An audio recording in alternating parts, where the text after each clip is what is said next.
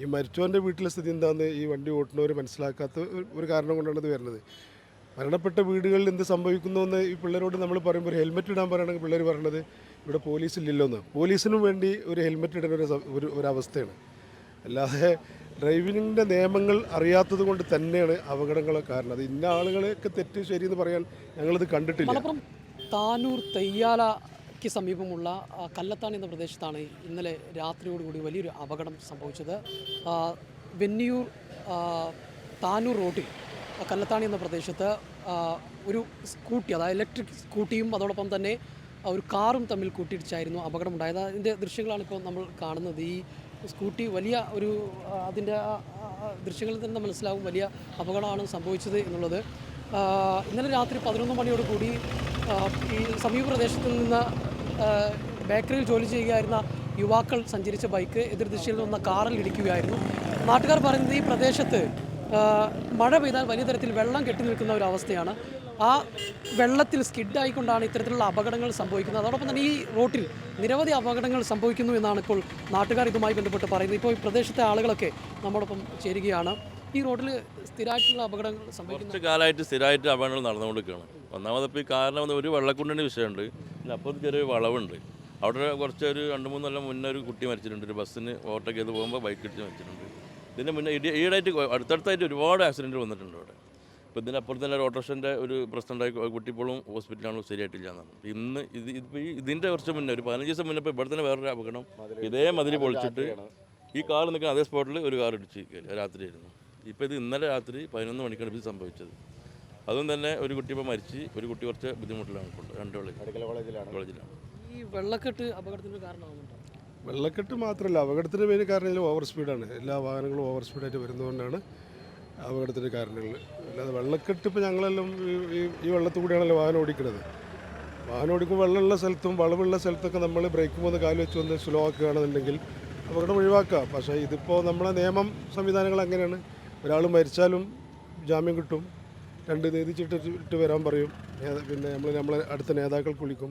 ഈ മരിച്ചവൻ്റെ വീട്ടിലെ സ്ഥിതി എന്താണെന്ന് ഈ വണ്ടി ഓട്ടുന്നവർ മനസ്സിലാക്കാത്ത ഒരു കാരണം കൊണ്ടാണ് ഇത് വരുന്നത്. മരണപ്പെട്ട വീടുകളിൽ എന്ത് സംഭവിക്കുന്നു എന്ന് ഈ പിള്ളേരോട് നമ്മൾ പറയുമ്പോൾ ഒരു ഹെൽമെറ്റ് ഇടാൻ പറയുകയാണെങ്കിൽ പിള്ളേർ പറയണത് ഇവിടെ പോലീസില്ലല്ലോ എന്ന്. പോലീസിനും വേണ്ടി ഒരു ഹെൽമെറ്റ് ഇടുന്ന ഒരു അവസ്ഥയാണ്. അല്ലാതെ ഡ്രൈവിങ്ങിൻ്റെ നിയമങ്ങൾ അറിയാത്തത് കൊണ്ട് തന്നെയാണ് അപകടങ്ങളൊക്കെ കാരണം. അത് ഇന്ന ആളുകളെയൊക്കെ തെറ്റ് ശരിയെന്ന് പറയാൻ ഞങ്ങളിത് കണ്ടിട്ടില്ല.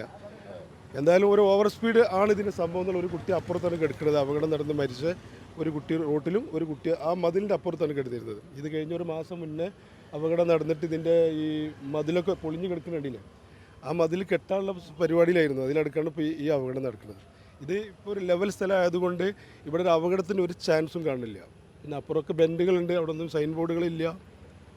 ഇത്രയൊക്കെ തന്നെ ഞങ്ങൾക്ക് പറയാനുള്ളൂ. കഴിഞ്ഞ ദിവസം 5 ദിവസം മുന്നേ ഇവിടെ തന്നെയാണ് അപകടം. അതെ ഇതേ മതിൽ തന്നെ പൊളിച്ച് ഈ രാത്രി ഇതേ സമയങ്ങളിൽ തന്നെ ഞങ്ങളൊക്കെ അറിയേണ്ട സമയം കഴിഞ്ഞതിൻ്റെ ശേഷമാണ്. ഞങ്ങളുടെ ഒരു വാർഡ് സ്ഥിതി ചെയ്യുന്ന, ഞങ്ങളൊക്കെ താമസിക്കുന്ന വാർഡിൽ സ്ഥിതി ചെയ്യുന്നതിൽ ഇങ്ങനെ ഇടയ്ക്കിടയ്ക്ക് സംഭവിക്കുന്നതിൽ ഞങ്ങൾക്കൊക്കെ വിഷമമുണ്ട്. നമ്മളെ കൊണ്ടൊന്നും ചെയ്യാൻ പറ്റിയൊരു സംഭവമല്ലത്. ഇത് ഗവൺമെൻറ്റും പഞ്ചായത്തും വേണ്ടപ്പെട്ട ആളുകൾ ഇതിനു വേണ്ടി എല്ലാ നീക്കങ്ങളും നടത്തിയിട്ട് ഇതിനൊരു സഹായം വളരെ രൂപത്തിൽ അർജൻറ്റായി ചെയ്യേണ്ട കാര്യങ്ങളാണ്. പരിസരവാസികൾക്കും യാത്രക്കാർക്കും മറ്റുള്ള വാഹനക്കാർക്കും എല്ലാവർക്കും ബുദ്ധിമുട്ടായിക്കൊണ്ടിരിക്കുകയാണ് നമ്മുടെ ഈ പരിസരം. വളരെ വിഷമമുണ്ട് ഇതിൽ. ഡ്രെയിനേജിൻ്റെ വിഷയം എന്ന് പറഞ്ഞാൽ ഡ്രെയിനേജ് ഇവിടെ നിർബന്ധമാണ്. കാരണം 2 ഭാഗത്തും ഡ്രെയിനേജ് ഒന്നും മുട്ടി നിൽക്കുന്നുണ്ട്, ഇങ്ങോട്ട് കടന്നു വന്നിട്ടില്ല. അപ്പോൾ ഡ്രെയിനേജ് ഗവൺമെൻറ് ഇത് PWD റോഡായതുകൊണ്ട് പഞ്ചായത്തിനൊന്നും ചെയ്യാൻ പറ്റാത്തൊരവസ്ഥ ഉള്ളത്. അപ്പോൾ അത് ശരിക്കും ഗവൺമെൻറ് ഇടപെട്ടിട്ട് ഇവിടുത്തെ MLA ബന്ധപ്പെട്ടിട്ട് നമുക്ക് ഡ്രെയിനേജ് നിർബന്ധമായും കൊണ്ടുവരാം. തെയ്യാലങ്ങാടി ഇതേമാതിരി വെള്ളക്കെട്ട് കുറച്ച് മുന്നുണ്ടായിരുന്നു, 5 വർഷം മുന്നുണ്ടായിരുന്നു. അന്ന് വണ്ടികളും പ്രശ്നങ്ങളൊക്കെ ഒന്നും പ്രശ്നമായിരുന്നു. അപ്പോൾ അത് 5 കൊല്ലം മുന്നേ നമ്മൾ ഇവിടുത്തെ ആൾക്കാരെ ഇടപെട്ട്, മെമ്പർ അടക്കമുള്ള ആൾ ഇടപെട്ടിട്ട്, അതുപോലെ തന്നെ പാർട്ടിക്ക് ഇടപെട്ടിട്ട്, ഇവിടെ നമ്മൾ അന്നത്തെ മന്ത്രിനെ കണ്ടിട്ട് MLA ഇടപെട്ടിട്ട് ₹1 കോടി ബഡ്ജറ്റ് പാസ്സാക്കി അന്ന് ഡ്രെയിനേജ് തെയ്യാലങ്ങാടി കൊണ്ടുവന്നു. അപ്പോൾ അവിടെ വെള്ളക്കെട്ടിൻ്റെ വിഷയം ഇല്ല. അപ്പോൾ അതിലേക്ക് ഇവിടുന്ന് ഡ്രെയിനേജ് കൊണ്ടുപോയി മുട്ടിക്കുകയാണെങ്കിൽ കുറച്ചും കൂടി നന്നാവും. ഈ പ്രശ്നങ്ങൾക്ക് ഒരു ശാസ്ത്ര പരിഹാരം അതേ മാർഗ്ഗമുള്ളൂ. വേറൊരു പരിഹാരം ഇതുകൊണ്ട് മാർഗ്ഗം കാണില്ല.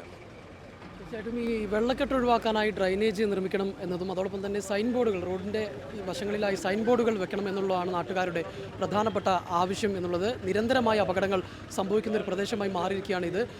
മരണങ്ങൾ സംഭവിക്കുന്നു, അപകടങ്ങൾ സംഭവിക്കുന്നു. ഇന്നിപ്പോൾ ഈ അപകടം സംഭവിച്ച അതേ സ്ഥലത്ത് തന്നെയാണ് കഴിഞ്ഞ 15 ദിവസം മുമ്പ് സമാനമായ രീതിയിൽ അപകടമുണ്ടായത്. ഈ മതിലിൽ തന്നെയാണ് വാഹനം ഇടിച്ചതെന്നാണ് പറയുന്നത്. ഈ മതിലിൻ്റെ നിർമ്മാണ പ്രവർത്തനങ്ങൾ നടക്കാനിരിക്കുകയാണ് ഇന്നലെ രാത്രിയോടുകൂടി വീണ്ടും അപകടം ഉണ്ടായത്. ഈ അപകടത്തിൽ ഇപ്പോൾ 22-കാരനായ സിനാൻ എന്ന യുവാവാണ് മരിച്ചത്. മറ്റൊരു യുവാവ് 18-കാരനായ മറ്റൊരു യുവാവ് ഇപ്പോൾ കോഴിക്കോട് മെഡിക്കൽ കോളേജ് ആശുപത്രിയിൽ ഗുരുതരാവസ്ഥയിൽ ചികിത്സയിൽ കഴിയുകയാണ്. അപ്പോൾ ഈ റോഡുമായി ബന്ധപ്പെട്ട അപകടങ്ങൾ കുറയ്ക്കാൻ ആവശ്യമായ നടപടികൾ അധികൃതരുടെ ഭാഗത്തു നിന്ന് ഉണ്ടാകണമെന്ന ആവശ്യം ശക്തമാവുകയാണ്. ജംഷീർ കുടിഞ്ഞി, മീഡിയ 1, തിരൂർ.